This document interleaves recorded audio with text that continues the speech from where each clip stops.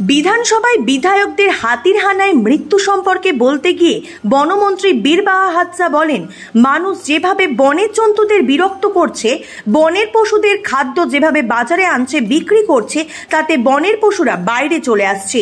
এ বিষয়ে মানুষকে সচেতন হতে হবে, সচেতন করতে হবে। জঙ্গলের হাতি জঙ্গলে তখনই থাকবে তাদের যখন বিরক্ত করব না। আমরা জঙ্গলে যাচ্ছি, মানুষকে সচেতন হতে হবে।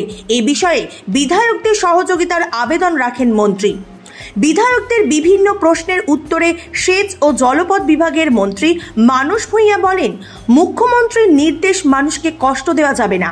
বিধায়কদের প্রশ্নের উত্তরে জনস্বাস্থ্য ও কারিগরি দপ্তরের মন্ত্রী পুলক রায় বলেন, জলের আর এক নাম জীবন, অর্থাৎ জলই জীবন। সেই জলের টাকাও যদি কেন্দ্র আটকে রাখে, এ বিষয়ে বিরোধী বিধায়কদের কাছে আবেদন রাখেন, রাজনীতির ঊর্ধ্বে উঠে প্রতিবাদ করেন, আবেদন জানান জলের টাকা যাতে না আটকায়।